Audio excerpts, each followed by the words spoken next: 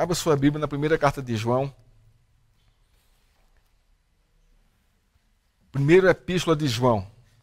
Capítulo 2, versos 7 a 11. João era um desses apóstolos. E talvez o apóstolo mais chegado a Jesus. Aquele que reclinava a cabeça sobre o seu peito. Tamanha era a intimidade dele com Cristo. Havia uma relação muito, muito próxima. Né? João, Tiago e Pedro. Não é? Eram os mais próximos de Jesus. E o mais próximo dos mais próximos era o João. Era o apóstolo João. E ele foi o último realmente a morrer dos 12 apóstolos. Né? Ele foi o último, ele foi o que ficou no finalzinho. Morreu com 96 anos, exilado em Patmos, por causa da perseguição do Império Romano ao Evangelho, à igreja. Naquele momento se achava, se você calasse a boca desses homens, desses profetas, desses apóstolos, você estaria calando o poder do Evangelho. Não é? Mas que ledo engano esse, irmãos. E quanto mais se perseguia a igreja do Senhor, mais a igreja do Senhor frutificava e crescia. João é esse último patriarca aqui dos apóstolos, né, que permanece vivo e escreve o Evangelho de João, escreve as suas 3 cartas às igrejas da Ásia Menor e escreve Apocalipse. Talvez foi o apóstolo que mais escreveu. Lucas também foi um autor muito, muito importante, mas Lucas não foi apóstolo de Cristo. Né? Lucas não caminhou com Cristo, Lucas veio após, não é? Veio depois, não é? Caminhou com Paulo e pesquisou muito para escrever o seu Evangelho e o livro de Atos. Mas João não. João apalpou, João abraçou, João sentiu o cheiro do suor de Cristo, sentiu o hálito das suas palavras, caminhou com ele, comeu com ele.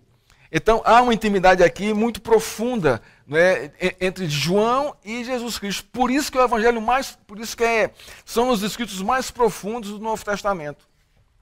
Profundos demais. Não é? E era um homem, era um pescador. Isso é que impacta. Não é? Os conceitos, né, intelectuais, sociais e filosóficos. Né? Quando se começa a estudar a Escritura, não se entende como é que um homem desse, iletrado, conseguiu trazer com tamanha profundidade a realidade da pessoa de Cristo. Né? Então vamos ler aqui a sua palavra. 1 João, capítulo 2, versos 7 a 11, diz assim: Amados, não vos escrevo um mandamento novo, senão mandamento antigo, o qual desde o princípio tivestes. Este mandamento antigo é a palavra que ouvistes.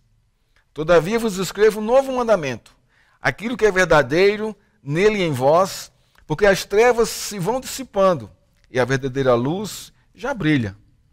Aquele que diz estar na luz e odeia seu irmão, até agora está nas trevas. Aquele que ama seu irmão permanece na luz e nele não há treva, não há nenhum tropeço. Aquele, porém, que odeia seu irmão está nas trevas e anda nas trevas e não sabe para onde vai, porque as trevas lhe cegaram os olhos. Baixe sua cabeça, vamos orar ao Senhor, pedindo a sua graça, misericórdia e entendimento. Pai, a tua palavra, e ela é profunda, Senhor. A tua palavra, Senhor, ela penetra o nosso coração, ela divide alma e espírito, osso e medula, Senhor. Ela vem com propósito, ela cumpre os teus propósitos. A tua palavra é perfeita, ela é consoladora, ela é animadora, ela é salvadora, ela exorta a disciplina para a vida, para o bem, Senhor. Nós somos pecadores, Pai. Somos pecadores, Senhor. E carecemos que o Senhor abra o nosso entendimento, abra o entendimento do nosso coração para entendermos a tua revelação em tua palavra, Senhor. Para entendermos o Senhor e te amarmos, e te adorarmos, e te servirmos, Senhor. Abençoa-nos, Pai. Te pedimos em nome de Jesus. Amém. O apóstolo está combatendo as heresias trazidas pelos falsos mestres. Esse é o contexto da carta de João. Os falsos profetas se infiltravam na igreja com o objetivo de corromper a verdade do Evangelho ou desestabilizar a vida dos crentes. Eles pregam o Evangelho parecidíssimo com o Evangelho de Cristo. Pregam o Evangelho com Jesus. Falam de Jesus, mas eles excluem a cruz. Eles pregam o Evangelho de Jesus, mas sem a cruz. Pregam uma vida diferente, mas sem santidade. Eles pregam as boas novas, mas não glorificam a Deus pelas obras que fazem. Pregam a salvação sem a mediação de Cristo. Pregam a salvação pelo intelectualismo, pelo conhecimento, pela evolução da mente. Pregam a vida eterna, mas sem a doutrina do inferno, do juízo final. Pregam a predestinação, mas sem a eleição soberana de Deus sobre as pessoas. É um evangelho muito parecido, que se acomoda na vida dos crentes. Porque é mais fácil se viver o evangelho conforme esses falsos mestres pregam e ensinam. Porque não há tanto compromisso. Não se exige tanta santidade. É uma vida frouxa, solta. Porque esses homens criam que a natureza humana, lá no fundo, ela é boa. E que pecado é uma coisa da criação, da religião. Isso aqui é o sincretismo filosófico, tanto naquela época como em nossos dias. Augusto Nicodemos, comentando esse texto, ele diz o seguinte, ou a realidade da igreja, sendo mais correto. Vivemos dias difíceis, pois os falsos profetas estão em todos os lugares, inventando novidades e práticas em nome da fé, coisas que Jesus nunca ensinou. Ele continua o texto. Os crentes gostam de ir atrás de novidades. Os crentes gostam do movimento de cura, de libertação, gostam da sessão do descarrego, da sessão da vida amorosa para arranjar um casamento, da sessão da prosperidade para ficar rico, gostam da água abençoada, do lenço ungido. Continua ele. Gostam do louvorzão ritmado, do balanço, da coreografia, do jogo de luz, do sonzão da bateria e da guitarra. Irmãos, esse é o nosso contexto hoje, das igrejas. E isso não foi trazido pelo Evangelho de Cristo, nem pela doutrina, e nem foi ensinado por ele. Isso são coisas, tradições dos homens, dos falsos mestres, que trazem isso para a igreja como meio para que você se sinta mais próximo de Deus. E que nada tem a ver, não tem nenhum valor para o Senhor. Pergunta-se a um pastor tradicional: por que essa igreja não é igual às outras, pastor? Por que não temos essas campanhas? Por que não temos luzes, sonzão, louvorzão? Por que não temos culto da prosperidade, culto da libertação? Por que nós não fazemos isso, pastor? Ele responde: a pregação genuína da palavra de Deus é o centro do culto. A liturgia do culto está escrita por Deus em sua palavra. Deus nos ensina como devemos cultuá-lo. A disciplina é aplicada conforme as Escrituras. A reverência, o zelo, o temor no culto. Os sacramentos são administrados como descrito nas Escrituras, batismo e ceia. O centro do culto é Deus, não é o homem. Não é o homem. É Deus é o centro. Você veio aqui chamado por Deus para adorá-lo. Não para ser exaltado no meio dos irmãos. Ou para aparecer na sua adoração ou nas suas orações. Não, o centro do culto é o Senhor. E a igreja quebrantadamente se prostra diante dele em adoração e submissão, sabendo do que ele fez em nossa vida. Muitos consideram esse tipo de igreja centrada no culto teocêntrico e cristocêntrico, fria, sem vida, sem emoção, sem fogo, sem um fogo do Espírito. É uma igreja para gente velha. É a realidade hoje, irmãos. Eu não sou contra a música, o louvor, não sou contra isso. Deve ter uma música com os instrumentos, uma música, sabe, mais alegre. Eu concordo com isso. Mas não é o centro. Não é o centro, é um adorno. Isso tudo é adorno. A característica principal desses falsos profetas é que eles sabem usar o nome de Jesus e as Escrituras para fundamentarem suas doutrinas. Eles sabem fazer isso.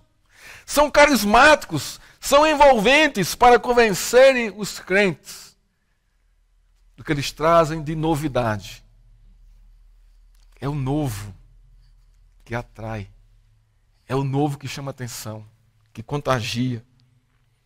O apóstolo João está combatendo esse tipo de crente que está na igreja com um objetivo claro e definido de corromper e desviar a igreja do genuíno evangelho de Cristo por meio das dos novos modismos da fé que se espalha em nosso país e não só aqui, como também no mundo inteiro. Observe o que ele escreve na sua carta aqui. Amados, não vos escrevo mandamento novo. Eu não trago nenhuma novidade, aqui logo no verso 7. Eu não vou falar de novidade. Eu vou falar do que é antigo. Eu vou falar da fundamentação da fé, que é uma coisa antiga, que nós recebemos dos profetas, que nós recebemos de Abraão, de Moisés, de Davi, de Isaías, de Jeremias. Eu vou falar sobre isso, porque não tem outro assunto para falar para vocês. Eu não vou falar de nada novo, mas de algo que é antigo. Que lições, irmãos, esse texto nos ensina? Que lições esse texto nos ensina? O mandamento de Deus é antigo, mas é atual.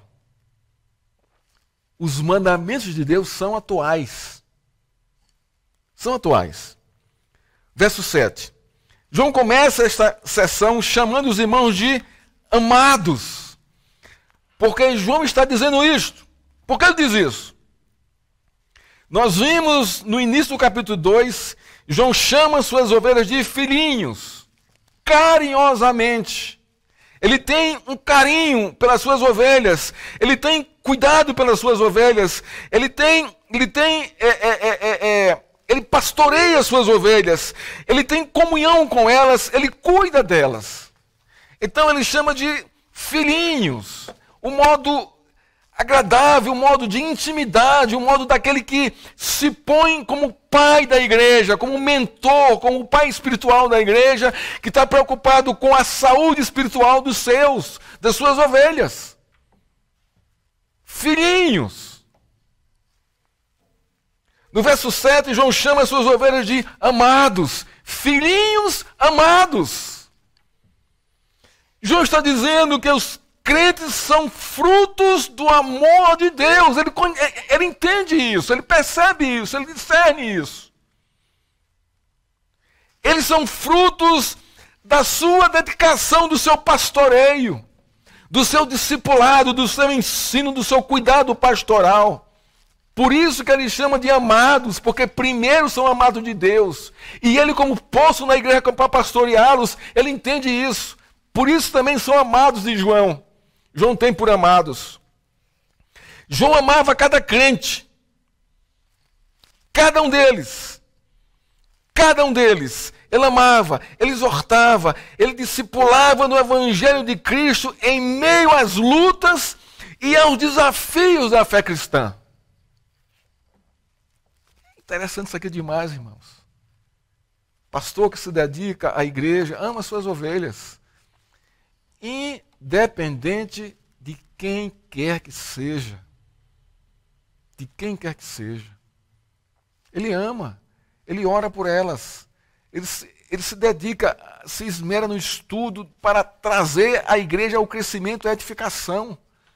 Ele está preocupado com o desenvolvimento e a maturidade da sua igreja. Assim é João. Ele não quer que a igreja caia no conto da sereia dos falsos mestres. Porque é muito fácil cair, irmãos, quando nós não temos discernimento. Por isso que a carta aqui é cheia de contrastes, luz e trevas, amor e ódio. Bons mestres e falsos mestres. Ele está mostrando isso e mostrando o testemunho da igreja para confrontar esses falsos mestres. Após mostrar quanto a igreja é preciosa, o apóstolo João dá ênfase na sua pregação, afirmando que não está escrevendo nada novo. Não vos escrevo mandamento novo, no verso 7. Essa expressão faz contraste com as novidades das falsas doutrinas que negavam a natureza humana pecadora e a prática de pecar, que está no verso 8 e no verso 10 do capítulo 1, que os falsos mestres diziam isso. Não, a sua natureza é boa. É boa. Você não peca. Você não tem pecado. A sua natureza é boa, é maravilhosa. Então ele ensinava isso. Então ele vem para alertar a igreja, trazendo a realidade de quem nós somos, da nossa natureza. Mesmo salvos e justificados em Cristo, nós somos o quê? Pecadores. Por isso que ele fala no capítulo 2, verso 1, filhinhos meus, estas coisas vos escrevo para que não pequeis, para que não caiam no canto da sereia desses falsos mestres. Mas se todavia vocês caírem, vocês crerem nele, temos advogado junto ao Pai, Jesus Cristo, o justo. Arrependam-se e voltem. Ele está afirmando, a lei de Deus afirma que todo homem é pecador e comete pecado. E só o sangue de Jesus é a propiciação pelos pecados confessados, conforme o verso 1 e o verso 2. Ele traz aqui, primeiro ele é o justo. Olha que interessante, no verso 1 do capítulo 2. Depois ele fala que ele é a nossa propiciação. Então ele está falando de quem aqui? Da doutrina da crucificação de Cristo. O que é que a cruz significa, irmãos? Ela está apontando para dois fatos claríssimos ali. Dois fatos claríssimos. Não é? A dupla imputação que Cristo levou sobre si. Talvez vocês não percebam, não tenham ou não percebam isso. Cristo na cruz, ele é imputado, quer dizer, ele recebe sobre si, né, a culpa do nosso pecado e a nossa quebra da lei. Então, ele vem sobre ele isso, não é? Ele recebe a condenação dos nossos pecados, que ele morreu, né? E também recebe a quebra que nós fizemos da lei de Deus. Por isso que ele é justo. Ele é a propiciação pelos nossos pecados, ele é justo. Então, o que Cristo faz na cruz? Primeiro, ele recebe sobre si os nossos pecados. Então, nós não somos mais condenados, porque ele recebeu sobre si os nossos pecados. Então, ele é a nossa propiciação. Ele levou sobre si a minha e a sua condenação, quando nós cremos nisso. E a segunda coisa que ele faz ali? Ele recebe a imputação da quebra da lei. Então, nós quebramos a lei de Deus. Não é verdade? Cristo não. Eu não vim revogar a lei, eu vim cumprir a lei.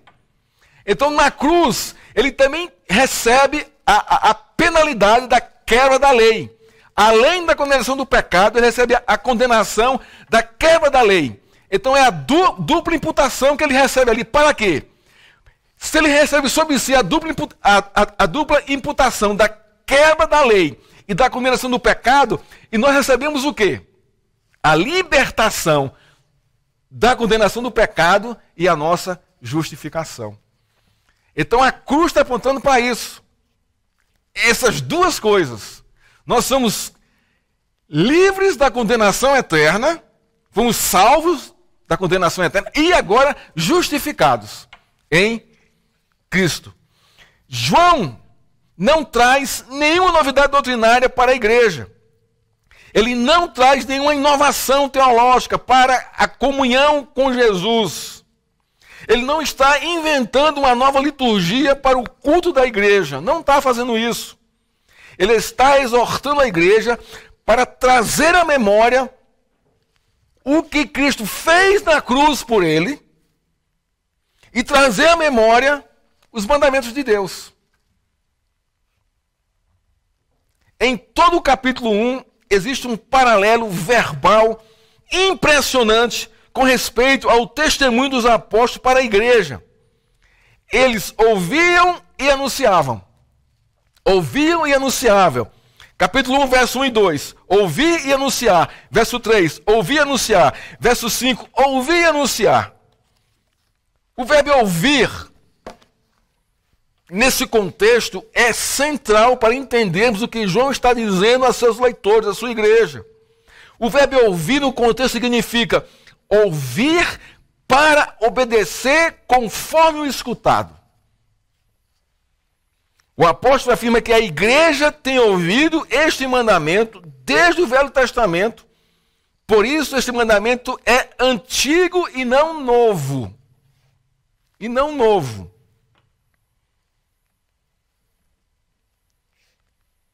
Esse mandamento foi ensinado por Moisés em Levítico 19, 18. Nós lemos ele hoje de manhã. Você lembra disso? Esse é o mandamento antigo. O que diz Levíticos 19, 18? Diz o seguinte: não te vingarás, nem guardarás ira contra os filhos do teu povo, mas amarás o teu próximo como a ti mesmo. Eu sou o Senhor. Isso é o que o Levítico está dizendo. E João está falando sobre isso. Né? Amar aqui ao próximo. Observe que este mandamento antigo manda amar como próximo os filhos do teu povo. Aqui é bem específico. Bem específico. Em Levítico 19, 34, um pouquinho na frente, o amor é ampliado um pouquinho mais. O amor é ampliado. Também ao estrangeiro que reside com o povo judeu. Quem é esse estrangeiro que reside com o povo judeu? Aquele estrangeiro que converteu-se ao judaísmo, mas que não é judeu, mas é judaizante. Então, esse também deve ser amado, mas ainda fazendo parte do pacote do povo judeu. Esta verdade era do conhecimento dos leitores de João. Então, João está dizendo a seus leitores que o princípio do mandamento antigo é atual, amar o próximo. E deve ser aplicado à vida prática do cristão genuíno para entrar em contraste com a doutrina dos falsos mestres. Segunda lição que esse texto nos ensina. O mandamento novo de Deus é antigo. O mandamento novo de Deus é antigo. Primeiro nós vimos que o quê? Que o mandamento antigo de Deus é atual. Agora nós vamos ver que o mandamento novo de Deus é antigo. É a mesma coisa. Este verso, no 8, no original grego, é iniciado com advérbio. Na nossa tradução é todavia, mas no original é de novo, não é todavia. Então é assim, o verso 8, de novo, em vez de todavia, para ficar mais clara a compreensão do texto, de novo vos escrevo um novo mandamento. De novo, então ele está repetindo o mesmo mandamento anterior de novo, que agora vem com o novo de novo, com a palavra novo aqui no meio. Isso significa que a verdade do mandamento no verso 7 é ampliado no verso 8. O significado do mandamento nos versos 7 e 8 não são contraditórios. Não são dois mandamentos diferentes, mas se completam ampliando o seu significado. Vamos chegar lá. O que é que João quer dizer aqui no verso 8 aqui? Portanto, o verso 8 não contradiz o verso 7, o que aparentemente parece ser, mas não é. Na verdade, é entendido, não é, no emprego da palavra novo. O que é que João quer dizer aqui com novo, no verso 8? De novo vos escrevo novo mandamento. Que novo ele quer dizer com essa palavra novo aqui? Isso aqui é central ao texto. No grego, no Novo Testamento, há duas palavras para novo. A palavra neos, né, que significa novo em relação ao tempo. Por exemplo, neonatal, novo na fé, nova casa, novo carro. É com relação ao tempo. Ao tempo. E kainos, que significa novo em sua natureza. Então, quando João escreve aqui no verso 8, ele não usa neos, ele usa kainos. Esse mandamento, ele tem uma nova natureza. Ele tem a mesma raiz lá de Levítico 19. Mas ele vai ter uma nova natureza. No seu significado, na amplitude, na amplidão do seu significado. É isso que ele vai dizer aqui. O mandamento não é novo com relação ao tempo. Ele está vindo lá do Levíticos. Não é uma novidade que João está trazendo para a igreja. Não é algo que surgiu agora, naquele momento. Não é uma nova ordenança de Deus para o tempo atual. Não é nada disso. O que o apóstolo João está dizendo no contexto do verso 8, a respeito do novo mandamento, é o seguinte: que o novo mandamento, ele tem raízes no velho. O novo mandamento é ampliado no Novo Testamento por causa da sua raiz no Velho Testamento. O que é que está dizendo aqui para a igreja? Não é? Que o Velho Testamento, irmãos, e o Novo são ligados entre si, não se separam. A fundamentação, os princípios dos mandamentos estão lá e são aplicados no Novo da mesma forma. No entendimento das ideias do texto, o que o apóstolo está apresentando no verso 8 é o seguinte: o fundamento da nova natureza do mandamento é a ampliação do amor que está fundamentado no amor que foi colocado em Levítico 19, 18, 19, ou 19, 18. O que João está dizendo é o seguinte: Jesus ampliou o significado do mandamento do amor ao próximo no contexto do Novo Testamento. Esse aqui é o ponto. É onde ele quer chegar. Antes, ele era aplicado aos judeus e estrangeiros que moravam na Terra Santa e eram judaizantes, se converteram ao judaísmo. Agora, a amplitude deste amor é infinitamente maior. Chega a todas as raças, tribos e nações. Chega para pretos, brancos, amarelos e pardos, vermelhos e rosas. Esse aqui é o ponto. Onde é que João quer chegar? O que é que João quer trazer para a sua carta aqui? No Evangelho de João, capítulo 13, verso 34, diz o seguinte: Jesus, né, diz o seguinte: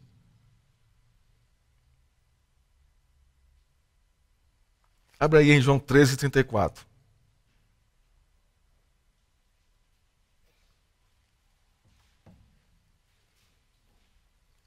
O que é que João está dizendo no Evangelho de João? João 13, 34.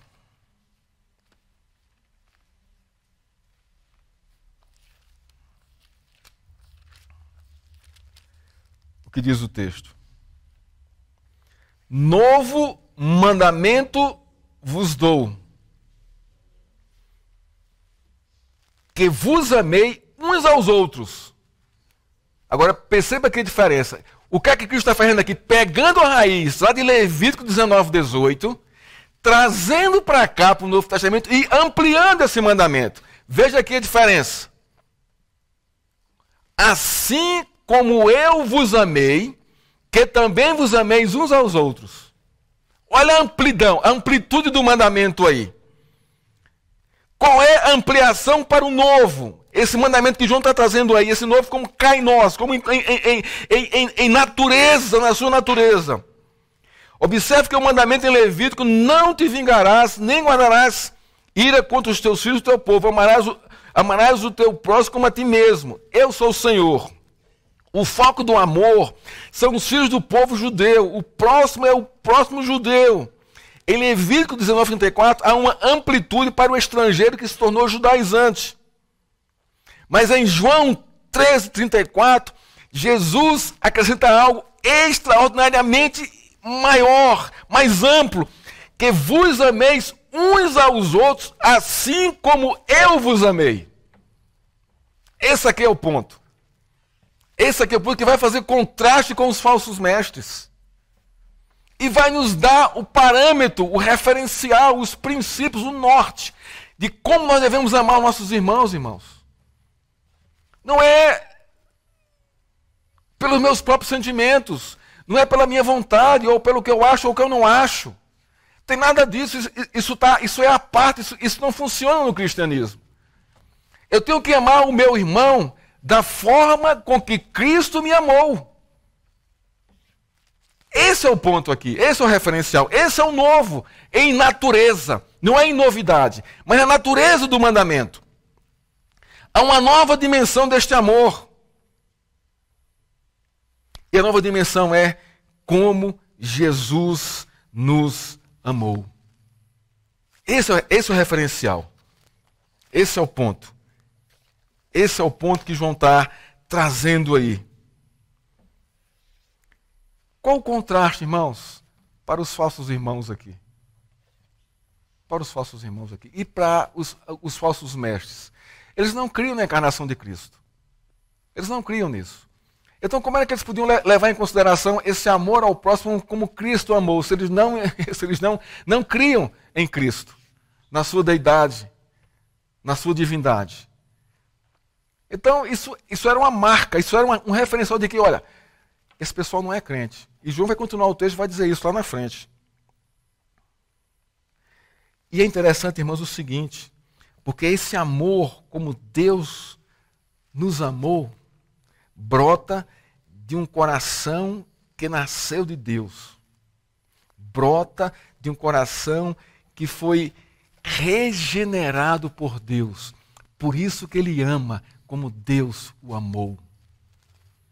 Esse aqui é o ponto. Esse aqui é o ponto.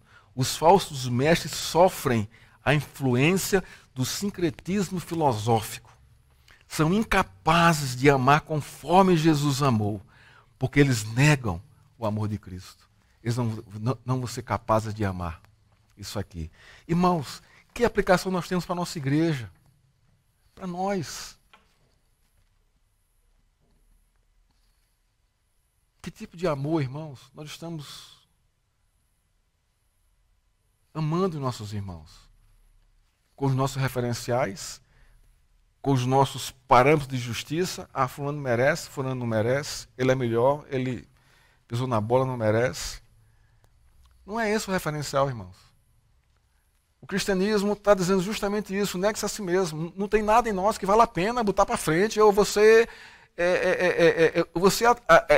alimentar para poder se relacionar com Deus. Não adianta, porque não funciona assim. Não, nós somos chamados a amar uns aos outros aqui como Cristo me amou. E quando eu começo a entender esse amor com que Cristo me amou, eu vou olhar para as pessoas diferentemente. Eu não vou estar mais apontando para A, B, ou C ou D. Não vou fazer isso.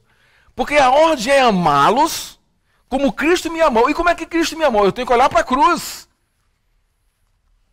Irmãos, eu tenho até vergonha de falar do meu testemunho. De tão triste, horroroso, caótico que era. E perceber e discernir que Cristo me amou como eu era naquela época. E me salvou e me justificou. Isso impacta a minha vida. Isso faz com que eu tenha uma leitura completamente diferente para olhar das pessoas. Para criticá-las, para falar mal delas. Porque ele me amou do jeito que eu era. Mas não se conformou em me deixar do jeito que eu era. Ele me chamou, ele me conduziu, ele transformou a minha natureza. Para que eu possa, irmãos, amar os outros segundo o modo que ele me amou. É um desafio imenso, imenso. João não está dizendo aqui para expulsar esses falsos mestres da igreja.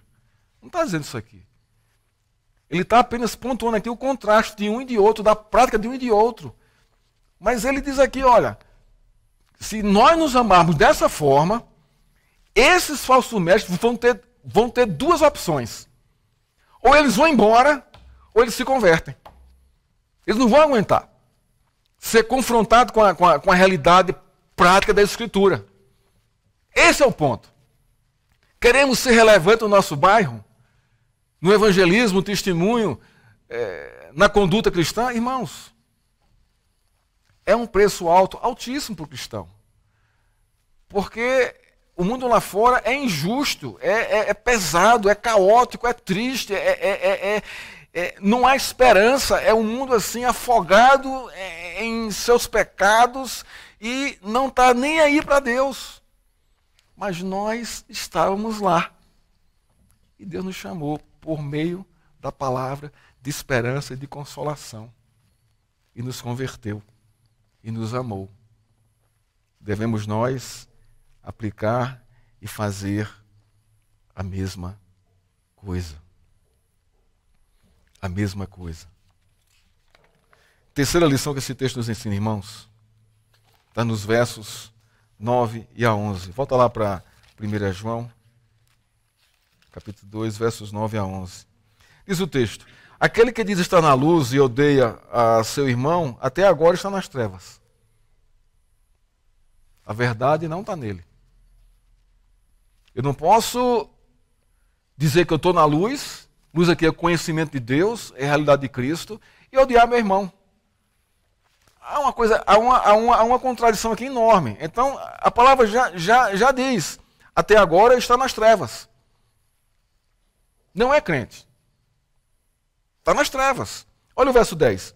Aquele que ama seu irmão, permanece na luz, e nele não há treva nenhuma. Isso aqui que é interessante.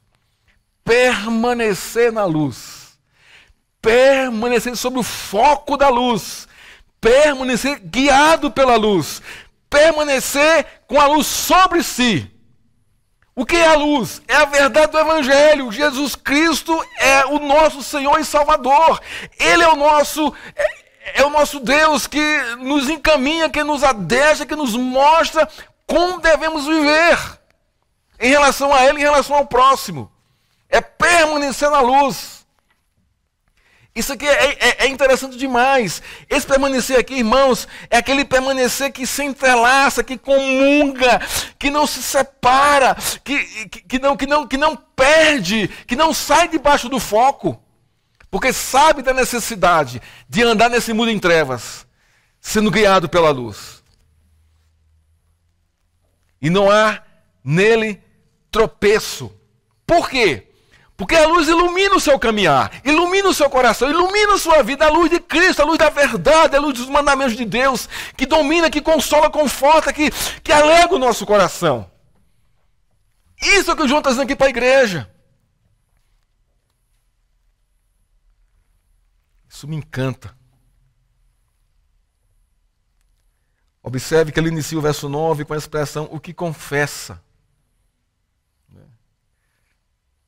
O que confessa. É um confronto direcionado aos crentes, aqueles que se dizem cristãos, mas a conduta de vida é completamente diferente. Tem algo errado aí. Tem algo errado. Se você é um cristão e se sua conduta de vida não é conforme a luz de Cristo, o conhecimento de Cristo, sua vida é uma contradição. Você está se enganando a si mesmo. Ele afirma no verso 9, está na luz. Qual é a conduta de vida? Amar o irmão. Se você odeia, você está nas trevas e a verdade de Deus ainda não penetrou o seu coração. Olha o verso 10. Ele afirma, está na luz. Qual é a conduta de vida? Amar o irmão. É permanecer em Cristo. Quando nós amamos nossos irmãos como Cristo nos amou, nós permanecemos em Cristo. E no verso 11, ele afirma, está na luz. E se a sua conduta de vida é odiar o seu irmão, você permanece nas trevas e não sabe o caminho, você está cego, não sabe para onde vai.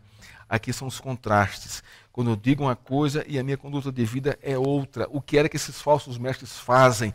Eles proclamam uma coisa, mas não vivem aquilo que proclamam.